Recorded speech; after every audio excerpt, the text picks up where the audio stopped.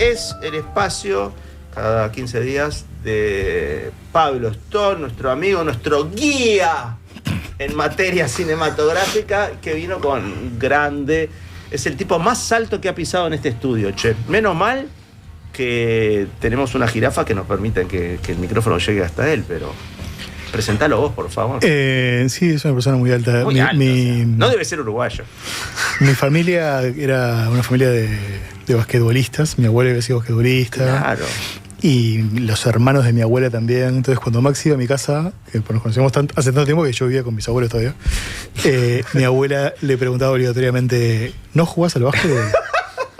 La típica duda de la abuela. Que es una pregunta que le habían hecho toda la vida a Maxi, por la altura, ¿no? Y sí, es lo que más te preguntan siempre. Pero hay dos o tres cosas que tiempo hace allá arriba y se ríen convencidos que la primera vez que escuchás ese chiste claro. Genial. La otra es que te regan los pies tu padre para que crezca tanto, y se ríen siempre pensando que lo inventaron ellos en aquel momento. Y bueno, ¿qué jugás al básquetbol? Y sí, ese es otro clásico. Maxi Angelieri. Maxi Angelieri. Maxi Angelieri, que es músico y sonidista, y está hoy en el programa en su rol de amigo de la casa. Entonces, Maxi últimamente está viviendo más en Italia que acá, entonces va y viene. Nos comunicamos mucho por WhatsApp y él me cuenta las cosas que hace allá. Y lo que está haciendo últimamente, más allá de su música, Maxi es desde hace mucho tiempo Exilio Psíquico. Claro que es sí. Una banda mítica de los que arrancó en los 90 en Montevideo. Los abuelos del Indy. Los abuelos del Indy. Con Orlando, ¿no? Con Orlando Fernández. Sí. Y bueno, no, a Maxi lo conozco desde aquella época. Y bueno, después se transformó en sonista de cine. Fui sonista de música mucho tiempo, sonista de conciertos. Sí. Después pasaste a ser sonista. Llegamos a trabajar juntos en publicidad acá en algún momento. En publicidad, sí. Y hay una cosa que hicieron ustedes juntos que está buenísima, lo voy a decir yo, que es un tema de Exilio con un videoclip que hiciste con Juan, ¿no? Sí, Nico. Nico. Un temón y un video hermoso. Los que están viendo YouTube pueden ver pedacitos de Nico, que está en YouTube para ver. Es hermoso. Entero con la música y todo. Ese clip fue lo primero que hicimos con Juan Pablo y con Fernando Epstein, fuera de la universidad. Digamos, como nuestro primer trabajo se quiere, tipo profesional. ¿Pagaste bien ese videoclip, Maxi? Ganaron un premio ellos. Fue un concurso que se hizo de videoclips, guiones de videoclips. Que me acuerdo que escribimos el guión del videoclip y la gente nos decía: ¿un guión de videoclip? Eso no se escriben con guiones. Hay que decidir a filmar cosas. No sé qué. Decía, no, bueno, pero nosotros queremos contar una cosa. No sé qué. Y llegó MTV este videoclip. Fue un momento que llegar a MTV era hacer. Tenemos la grabación en algún VHS del loguito de MTV, transmitido naturalmente en MTV Latino y a las 4 de la madrugada. Claro. Pero no era el prime. No me acuerdo que sea enseguida de una canción de R.E.M. o después de la nuestra se le pegaba a R.E.M. Pero estuvimos, no sé, 3 veces en todo el año en MTV, y alguien tenía el VHS porque te avisaba. No me acuerdo bien cómo funcionaba toda ahora sería muy fácil saber, pero en aquel momento tenía que esperar y grabarlo. Sí, tenías que estar despierto. Y teníamos el VHS que se perdió naturalmente. Yo creo que se había perdido, sí. Pero tenía el loguito de MTV pegado al lado. Y como ponían abajo los créditos de MTV, tipo como de los clips, que eran unas letritas blancas. ¿Qué edades tenían? Bueno, fue en el 96. 96, un poco después, me parece. 96, fue cuando salió el disco, porque además el video estaba listo cuando salió el disco. Otra cosa increíble. Algo que realmente no suele pasar. Claro, presentar un disco, el que ustedes hicieron todo el guión sobre un demo, que todavía no habíamos el disco grabado. Sí, ahí recién salió también en YouTube la foto de ese demo que tengo en mi casa, y que hoy la saqué, le saqué la foto y lo mandé, se la mandé a Julia. Que un demo... Sí, 96, ¿cuántos años teníamos? Yo tenía 27, ¿vos? Y yo nací en el 74, o sea, tenía... 22. Maxi, ¿fuiste el sonidista de tu propia primera grabación? ¿Estuviste metido? No. Los demos sí los grabamos siempre Orlando y yo en casa con un portaestudio, pero no. El primer sonidista, y en realidad es el que grabó todos los discos de Exilio, es Ricky Musso. Siempre grabamos con él y siempre nos dio una mano con la producción. No fui yo. No. ¿Por qué trajiste a Maxi? Porque vino a Uruguay. Porque vino, nos encontramos y me engañó, me dijo que íbamos a hablar de cine. Y claro, vamos a llegar a hablar de cine. Porque tenía ganas de charlar con él, no solamente de su música, sino de música en general. Es el zócalo que creo que está saliendo por ahí, es el hombre que escuchaba demasiado. Porque sos vos, parece. El Zócalo. El Zócalo se le llama a la... muy bien. La parte de la radio que no es de radio. Está bien, muy bien. Porque Maxi es una persona que además en todo este tiempo me pasa música, o sea, me recomienda cosas. Antes hacía discos, después eran discos de MP3. Después eran listitas. Listas de los mejores discos. Y después es lista de los mejores discos. En un momento él me mandaba lista de los mejores discos, yo le mandaba lista de las mejores películas. Yo nunca fui consistente con las mejores películas, pero él sí con los discos. Y yo como que mucha música que conozco y que me gusta mucho la conocí a través de Maxi. Entonces era un poco también por eso. Y también por el trabajo que viene desarrollando en Italia como microfonista de cine de verdad. Digamos. ¿De cine de verdad o microfonista de verdad? Las dos cosas. O sea, porque para trabajar en el cine de verdad tenés que ser microfonista de verdad. Bueno, bien. Cuando me refiero a cine de verdad es Woody Allen, por ejemplo. Películas de Woody Allen. Una película de Woody Allen, por lo menos. Una sí, la que filmó ¿De en Mel Roma. Gibson? De Mel Gibson. Y sí, película como director. Esta última que estuvimos filmando 8 meses de película, así que es una mega producción, imagínate. ¿Qué es el microfonista, Maxi? Y bueno, el microfonista es el que se ocupa de, primero, ya en esta época moderna, de montar los solaperos a los actores, porque ya no hay película donde no haya solaperos. El boom, solo la caña así, no existe más. Ya no existe. Sola, no, existe, pero no es más. Lo primero son los solaperos, porque ya no se filma más con una cámara sola. Entonces es obligatorio tener siempre el solapero. Por eso me dijiste, cuando vino acá al estudio, yo dije, viste que ahora los micrófonos son direccionales porque el estudio no está cerrado, está abierto. Me dijo, solapero, tienen que meter solapero. Además en radio pueden meter solapero a vista, no tienen que estar escondidos, seguramente van a sonar bien. O sea que tenés que meter el solapero escondido. A todos, siempre. Y vos sos el que haces eso porque sabes dónde va. Bueno, más que saber, intentás encontrar el lugar mejor a segunda del vestido, de cómo se mueven los actores, de la escena que tienen. Claramente depende siempre. A veces te va bien y a veces te va mal. Y después tenés que ir a corregir y hay algunos actores a quien te molesta, que los vas ahí, espera, tengo que cambiar porque acá no me funciona y te puede pasar. Y otros que son más profesionales y no se molestan. Y después ocuparte del boom también, pero viene después. Ya en esa época lo primero es el solapero. Y después hay otro que es el sonidista, que es el que graba todo lo que es solaperos que pusiste. Además ahora ya estamos acostumbrados a usar muchísimos solaperos en escena. Entonces llega ahora la última, la de Mel Gibson, que se llama The Resurrection, que no sé cuándo saldrá, va a tener 1 año o 2 de postproducción. Llegamos a tener máximo 18 solaperos en la misma escena por varios días seguidos, así. Que te imaginas, son 18 tracks diferentes, 3 booms, más los estéreo afuera para los efectos.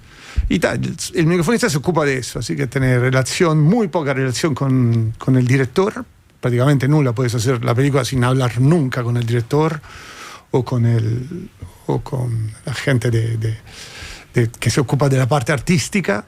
Y más que nada, tener mucha relación con los actores, a quien le tenés que montar, vas al camarino, y la conversación de la mañana, y cómo anda, todo bien, ayer la escena, intentar de encontrarle temas de conversación a cada uno de ellos. Y con los asistentes de dirección, a quien le tenés que pedir tiempo para meter los solaperos. No tiene ninguna actividad artística ser microfonista, más de técnica. La parte artística es que no se enoje el actor, Gibson. Exacto. Mel Gibson hacía el director ahí, no actuaba, así que no, se enojó muy poco. Es un tipo muy agradable, de muy buena onda, siempre haciendo chistes, así que no, con él no había problema. ¿Buenos chistes? Bueno, chistes. Si los hace Mel Gibson son buenos, porque él actuando es buenísimo. Entonces, lo que veías es cuando explicaba las cosas a los actores y le decía, no, así no me gusta, hacela así, y hacía como había que hacerla, y vos te quedabas y decías, Claro. Hasta escenas de acción que había algún tipo de golpe y él le mostraba, no, pero así, y es un señor de 70 años con su panza, tipo, no está en... No es un... No está como lo vimos antes. Claro, tipo, está bien, pero es un señor. No está Arma Mortal. Claro, no está Arma Mortal. Está como un señor que es director, con la Crocs, caminando así. No, esto todo el día. Una de las cosas más terribles que me contó Maxi fue Mel Gibson usa Crocs. Me mandó un día un mensaje y fue de verano. Y tiene muchos colores diferentes de Crocs. Y esto se puede decir que no estoy anticipando nada. Viste que te firma, antes de cualquier de estas películas te hacen firmar contrato de discrecionalidad que no puedes contar absolutamente nada. Pero bueno, se vieron fotos y videos de la filmación, el título de la película se sabe. Ya te pagaron, además, tranquilo. Sí, ya te pagan, estos son capaces de sacarte. Pero es divertido, sí, es un tipo divertido. Hay una cosa interesante era que alguna vez lo charlamos, que es algo como que tal vez se sepa o no, o sea, como Vox Populi, capaz que la gente muy cinéfila uruguaya más veterana lo tiene más claro, que es que en Italia era la costumbre era doblar todo. Sí. O sea, era todo el cine italiano era doblado, o sea, hay como una anécdota famosa, no sé si era verdad, de que Fellini les hacía decir números a los actores, digo, ¿qué es? Que es muy probable, pero no a los actores. Tipo, es verdad que Fellini decía decir números. El problema es que Fellini improvisaba y agarraba las caras que todos conocemos y decía, qué personaje feliniano, que tal vez lo había encontrado, fue a desayunar, se vio esto con esta cara, lo metía ahí. Y claramente el tipo pero no le hacía decir números a Marcello Mastroianni, Fellini. Yo me imaginaba que no, tipo, pero... Eso de que sí, un día tiene que haberle dicho a alguien y eso se transportó como excusa. ¿Qué significa decir números? En vez de decir los parlamentos, decir tipo 3, 4, 5. Para lograr. Y después doblaba. Porque después doblaba todo. Es verdad que todos los años la edad de oro del cine italiano es doblada. Todas las películas que nosotros tenemos como piedras miliares del cine italiano son todas dobladas. Los primeros en empezar de nuevo con sonido directo fue Moretti. Fue Moretti que para abaratar los costos, porque empezó a hacer el cine independiente. En realidad, en Italia fue Moretti, en el 78, 77, cuando hizo Io sono un autárquico, Ecce Bombo, todas esas películas que eran, no eran ni en 35 milímetros, eran creo, en 16 o en Super 16, no me acuerdo. Una cosa interesante era que los créditos, al principio de las películas, si le prestan atención, no sé si todavía lo dicen, pero durante mucho tiempo decían sonido de toma directa, sonido impreso directo. Sí, lo ponía. Era como estaba puesto como separado el sonista normal, digamos, italiano, que era el que doblaba. Y tanto es así que en Italia ahora ya hay una cultura del sonido directo, pero sigue habiendo, ya las generaciones cambiaron, ya los directores de fotografía cambiaron, ya no es más así. Pero sigue habiendo una cierta resistencia al sonido directo. Y bueno, después lo doblás. Es como la frase. Y bueno, pues lo doblás, que en realidad se está asociando de nuevo a la nueva manera de filmar, que es con 18 cámaras al mismo tiempo. 18 cámaras que salen, tener 18 equipos de cámara, porque no es solo 18 cámaras. Hay un operador, un asistente, el asistente, el focus puller, y así, que cada cámara sale gente y dinero, y entonces hay que apurar, si no vamos a esperar por un avión, igual tomamos 25, y eso también depende de la cultura de donde filmás y del tipo de película que haces. Woody Allen no quiere doblar, pero él es uno que empezó con otro cine, entonces te lo dice antes del comienzo de la película que él no va a doblar. Entonces tiene que ser buena, y si no es buena me lo tiene que decir, porque lo repetimos y no se hace problema, porque nosotros tuvimos una escena que se metía viento en el solapero y no había manera de estar con el boom, y era él el que se le metía viento adentro, y sobre la primera dijimos, no, perdona el viento, ok, hacemos de vuelta, un plano secuencia, llegaba viento de nuevo, y digo, no, bajaba del auto y hablaba, y no hizo. Tipo 3 o 4 veces, al final en la película se ve que tiene un cosa así, porque le tuve que poner de todo para que no se escuchara el viento, al final la hizo. El sonista dijo, está bien, y él se acercó y dijo, mira, ¿está bien en serio o tiene miedo de decirme que de nuevo hay problema? Porque no hay problema, lo hago de nuevo. En un caso como él, porque también desde el punto de vista económico él no puede, él filma en 7 semanas, los actores terminan ahí y finishen en Tailandia, en Indonesia a filmar con otros, y no van a tener tiempo de ir a doblar sus películas. Entonces lo hace también con... Y él se lo puede permitir porque además sabe cómo filmar, sabe cómo recuperar tiempo, sabe lo que hace. Bueno, no creo que esté trabajando más, ¿no? Hablando de Woody Allen, hace pila que no se habla más. Estaba medio cancelado. Pero a pesar de eso había hecho una serie de TV y no sé qué, sí. Pero claro, la que hizo cuando estaba yo, que fue hace ya varios años, era la película número 41. Así que, y uno inteligente como él aprende. Sin duda. No, volviendo a eso, al principio había como más un tema, tenías un tema más con los actores y las actrices de poner el solapero. Y antes hasta no era normal usar el solapero, todavía hay como una cierta escuela y dice, no, el sonido más lindo es el del boom, ya no es un tema de conversación. Ahora ya es en automático, los actores se le pone el solapero. ¿Y en las escenas de acción es más complicado? Bueno, las escenas de acción... muchas veces tienen tanto de aquellos efectos y cosas que es bastante lógico que al final la vayan a doblar, pero el solapero, la complicación no es, pero igual son chiquititos, lo pones en zonas donde no le va a pasar nada.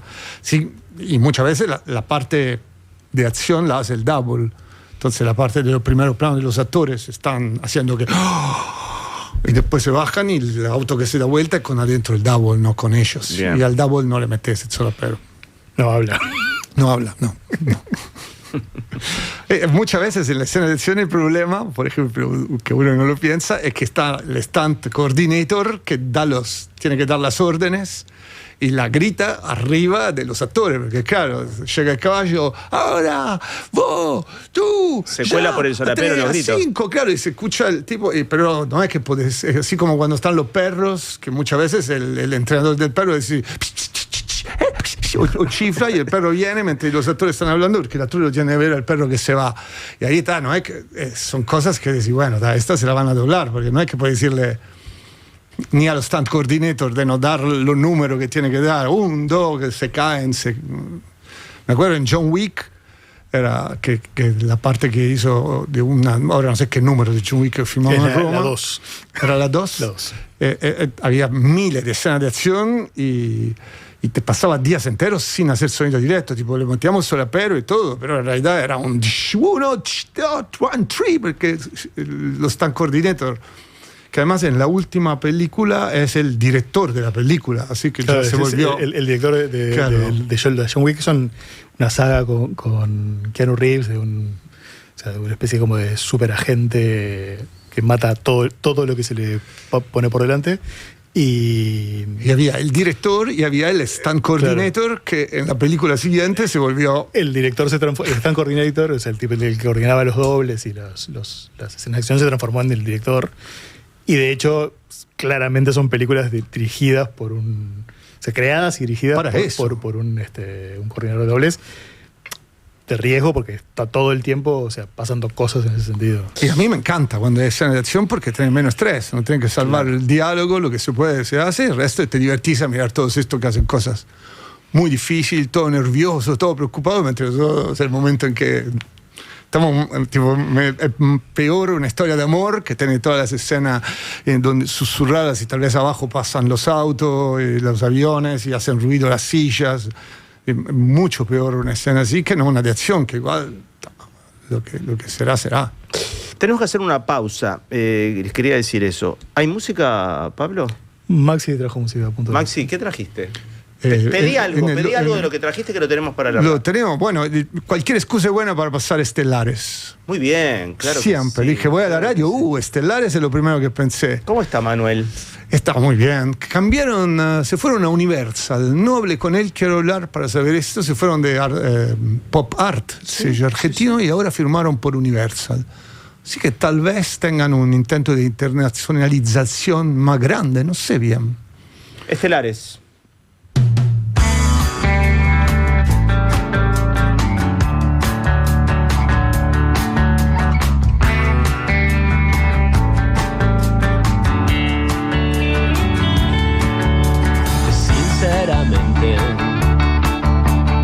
Hace tiempo que nadie espera en la vereda de enfrente, cruzando el bulevar, congelado en la frente.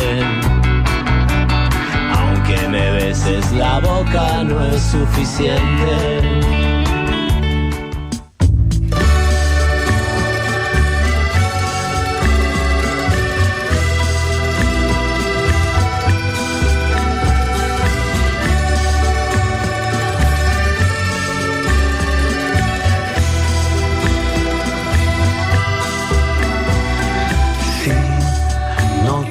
saber dónde vas a ir. O si el viento besa, yo no quiero saber si vas a reír. Ni todo lo que te duela, yo no puedo escapar de tu voluptuosidad. Yo no puedo escapar de tu luminosidad. Estamos conversando con Pablo Stori, con el invitado de Pablo, que es a la sazón nuestro invitado, Maxi Angelieri, que es el que está eligiendo la música. Quiero decir algunas cosas que dicen las personas que se comunican por el teléfono. Alguien dice, avisen al pelado que falleció el Negro Rada. El pelado vendría a ser yo, vendría a ser Maxi. En todo caso, le aviso a la persona que dice esto que lo dijimos al comienzo del programa. O sea que estamos avisados, tranquilos que estamos avisados. Se enteraron que falleció Rada, son un programa de música, no somos un programa de música, nos enteramos que falleció el Negro Rada y es muy difícil no tener ni llantos ni penas como pidió él, pero estamos muy enterados y también estamos algo más que enterados. Lo hablamos incluso en la charla con Dolina, o sea que es gente que no estaba escuchando el programa desde el comienzo, algo que es para ser retados realmente, porque el programa empieza a las 17 horas, che, hay que estar ahí. Dice esta otra persona, hace un tiempo iba por la calle Rivera con la remera de Exilio Psíquico. Una chica me pidió para sacarme una foto, por ese motivo. Era la hija del Tano. Es verdad, me contó mi hija y me mandó la foto, así que era vos. Era vos. Hay remeras de sí. Hay como 20 en la vuelta, sí. Estamos conversando con Maxi de su experiencia como microfonista, sonidista. A mí en la pausa decíamos, che, a mí me parece re interesante que la gente que le gusta el cine sepa estos pormenores, porque no estamos enterados de esto, ¿no?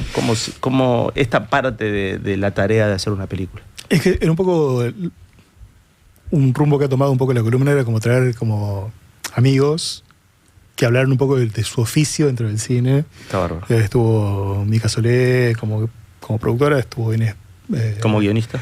Inés Bordagal como guionista, ahora está Maxi como específicamente microfonista, que no es lo mismo que sonista. Vamos a traer otro sonista en algún momento, del que se sienta ahí, graba y lo manda a poner los solaperos. Pero era un poco como un poco es esa idea como de pensar el cine como más allá del obvio del director, que generalmente es el que sale a hacer las notas y el que habla, no sé qué, o del productor, y de los actores, que es también otra historia. Entonces era un poco, bueno, charlar, o sea, aprovechar que es Maxi, que es un amigo y que tiene miles de anécdotas y las cuenta de una manera muy simpática, y contar un poco de eso. Bueno, tipo, cuando se hace una película que vos estás viendo, o sea, una película, además, justo en el caso de Maxi, que trabaja en las películas que vemos, o sea, no como lo que son las películas de verdad, no las películas estas que, tipo las que hago yo, que son como... Las tuyas son películas de verdad. No depende de la cantidad que la vea, la verdad de la película. No son de verdad son las otras. Entonces, que ahí hay un montón de gente que trabaja, que se filman en un montón de tiempo, que hay un montón de solaperos y de micrófonos y de equipos de cámara. Y tiempo. Un montón de tiempo. Lo que compra con el dinero es el tiempo. Porque, y la dimensión de trabajadores para hacer una película de esas, ¿no? Y sí, claramente. Cuanto más dinero tenés, seguramente más tiempo para hacer las escenas. Entonces, en un día no tenés que hacer 5 páginas de guión, que quiere decir que tenés que correr como se hace en una película de 5 semanas, porque 120 páginas, 90 páginas de guión, si lo dividís en 5 semanas es una cosa. 90 páginas de guión, si lo dividís en 12 semanas, bueno, hace muchísimas páginas menos. Por eso decías que esta última película, la de Mel Gibson, ¿fueron 8 meses? Fueron 8 meses, sí. 8 meses son 2 películas en una, tipo eso, son en 2 partes, pero sí había todo el tiempo del mundo y había escenas que se hacían en más de un día, en 3 días hacías una escena. Había tiempo para todos los departamentos. El problema es el tiempo, fundamentalmente en las películas donde hay dinero, hay más tiempo y hay más gente que trabaja, entonces el tiempo rinde más, porque también si tenés 50 personas haciendo escenografía y tenés 5 meses de preparación, va a ser más fácil que tener 2 semanas de preparación con 3 tipos haciendo escenografía. Y es como automática, y también la manera de trabajar, más dinero hay y más fácil todos trabajan, en el sentido fácil, no quiere decir que es más fácil hacerla, cuanto que tenés todo para hacer el trabajo bien. Y eso influye muchísimo en el trabajo, en cómo lo haces, en la posibilidad de técnica que tenés. Puedes montar 20 solaperos, no lleva un segundo. Tipo. Entonces, si tenés 5 páginas, 8 escenas, 18 cambios de vestidos, no vas a montar 20 solaperos por 5 escenas seguidas, no te va a dar el tiempo nunca. Entonces, donde hay dinero hay mucha más facilidad para hacer películas, es inevitable. Y una película media en Italia, que también no es siempre rica, está alrededor de 8 semanas. En los Estados Unidos una media son 12. Una peliculita, cuando vienen dicen, había una película, sí, serán 10, 12 semanas, te lo dicen con tono así despectivo, pero después que hay otras que duran mucho más, 20, 25 semanas. O otra como Woody Allen, que trabaja de manera muy, muy económica. En 7 semanas sacó toda la película. Pero ahí también tiene otro estilo de cine, una cámara sola. Es como si filmaras en los años atrás. Sí, años atrás. Con alguien que sabe exactamente lo que tiene que hacer. Entonces no pierde tiempo en tentativos y a ver, y vemos, no, tal vez sí. Que es un poco lo que pasa también cuando los directores son jóvenes, que vamos a probar, vamos a ver, y si vas a probar y vas a ver, ya perdiste tiempo. Sí. Y la película uruguaya se hace con pocas semanas. Y sí, entonces es meritorio que salgan películas en 5 semanas. A mí me parece asombrosa que después la vas a ver y son películas, no le falta nada. Solo que me imagino las condiciones de trabajo, el estrés, el apurado, el atropellado que tiene que haber sido todo. Claro, y aparte el atraso es dinero. Y cuando no hay dinero es dolorosísimo. Sí, las horas extra famosas que no se pueden hacer. Y otras donde hay horas extra sin canilla libre de horas extra, claro. Que también hacen mal porque hay, por suerte, hay una cierta de cosas sindical, porque no es que me puedes tener 25 horas seguidas porque tenemos dinero. Que al final estás siempre trabajando para vivir, no querés vivir para trabajar. Ahí también hay la lucha todo el tiempo sobre lo que es ganar dinero y déjame mi tiempo para descansar, para hacer familia y cosas. Hacer familia, sí, hacer vida familiar. Habíamos hablado hoy durante la tanda de una me habías contado hace un tiempo de una película en la que fuiste microfonista de gente sordomuda. Sí. Que es como una especie de contrasentido, pero que a la vez, o sea, es una anécdota interesante, que habla también como de las posibilidades del sonido del cine y de cómo cualquier película tiene que tener un sonidista, digamos, aunque sea muda. Y no era una película para sordomudos, claro. Era una remake italiano de una película francesa que tuvo mucho éxito, que se llamaba La Familia Bellier. Y la remake italiano se llama, creo que tiene que estar en alguna plataforma, sí, tiene que estar ahí, sí. Que se llama, creo, Non abbiamo bisogno di parole, no sé cómo la tradujeron. No necesitamos palabras. No necesitamos palabras. Y los protagonistas de la película francesa eran una familia de sordomudos donde solo la hija hablaba, pero eran todos actores normales. En Italia hicieron la misma película, pero con los protagonistas donde eran todos sordomudos de verdad y la única que hablaba era la chica, que era la hija que hablaba. Y hablaba también el lenguaje de los sordomudos. Pero hay un montón de problemas de que descubrís mientras estás filmando que, por ejemplo, si el director dice corten, los sordomudos no te escuchan que dijeron corte. Y ellos siguen. Lo mismo con acción. Y si están actuando tal vez acción, vos sabés que hace la claqueta, entonces ellos saben que está por filmar y hay alguien que le dice de partir con un signo de... Y al mismo tiempo, si el director tiene que ir a decirle algo, precisa un traductor, porque el director de la película no hablaba, claro, signo de los sordomudos. Lenguaje de señas. Y los otros actores, que eran actores, hablaban, no sabía el lenguaje de la seña, y los del lenguaje de la seña, cuando le hablan a alguien, vos precisas que te traduzcan lo que te están diciendo. Tal vez acá donde me pusiste el solapero me está incómodo, y yo no lo voy a entender si no hay alguien que me traduzca. Entonces se vuelve unos tiempos complicados, aparte de que ellos no escuchan los ruidos que hacen. Entonces, en escena en que están hablando, había escena en la mesa donde todo lo que hacían era ruidísimo para cualquier sonido directo, porque además ya el ruido normal de cuando estás comiendo, generalmente se le pide cuidado con los golpes, cuidado, porque es un ruido muy fuerte y la oreja no lo percibe como ruido normal. haciéndolo ellos era una cosa, arrastraban la silla, golpeaban la puerta, se chocaban, hacían una cantidad de ruido increíble. Éramos asombrados que nadie de nosotros se había dado cuenta de esto. Fue interesante, claro. Fue divertido. Fue mucho.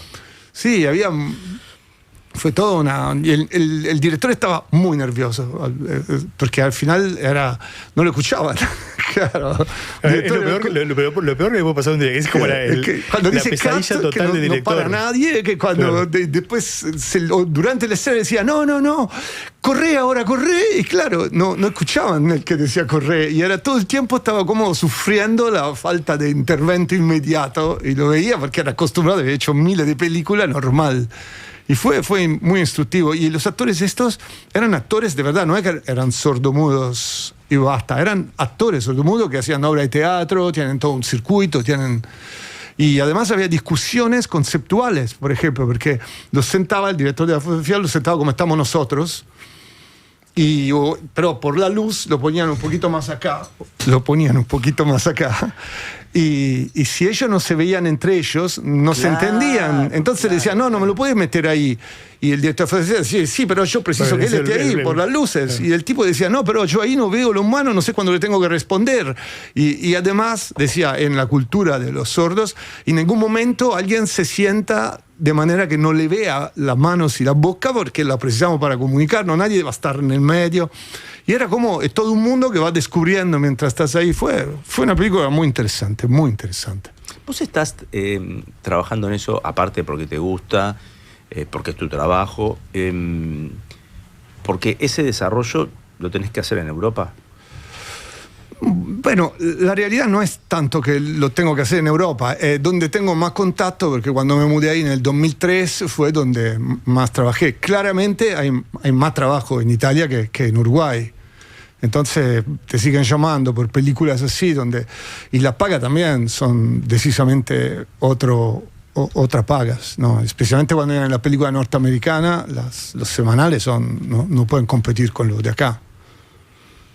Italia lo que tiene, sobre todo la zona donde trabaja Maxi, que es Roma, tiene un cash rebate, que es como esto que devuelven dinero a las producciones, un tax rebate, que devuelven impuestos a las producciones, que es un poco lo que tiene Uruguay, pero es Roma.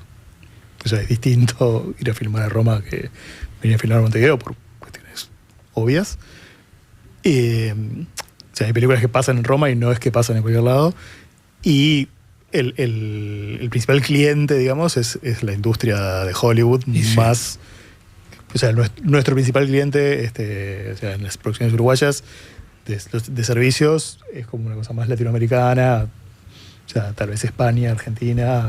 Pero estuve trabajando acá en producción de Netflix, claro. y otra película, El novio de mi mamá. Tipo, cuando vienen y tengo la posibilidad, intento siempre, si estoy acá, de trabajar. Y no... ¿Extrañas Uruguay vos?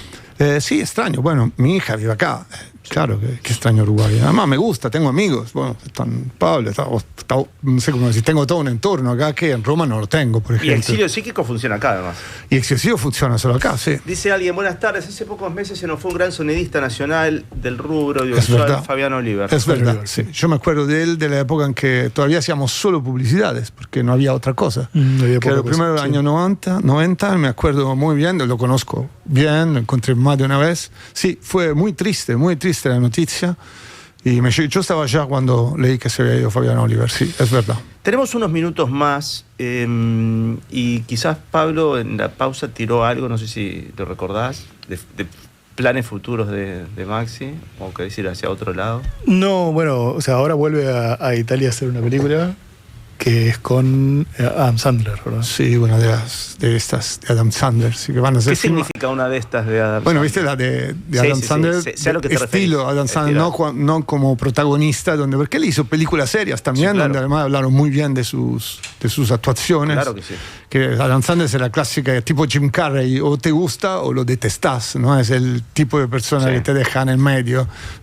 DiCaprio, sí, es bueno, no, Adam Sandler, otro decía, oh, no, qué estúpida la película, no. Y está filmando, esta, por ejemplo, es una mitad película, están filmando en este momento en Estados Unidos y la otra mitad la filman en Italia. Ahí entras vos. Y ahí estoy yo, sí, claro, solamente para la parte italiana. Viene el sonidista norteamericano y agarra microfonista, sound utility, los agarra allá. Y tal, y salimos, y no va a ser en Roma, va a ser en el norte de Italia y después en Sardegna, sobre la playa. Así que vamos a ver. Les cuento cuando vuelva.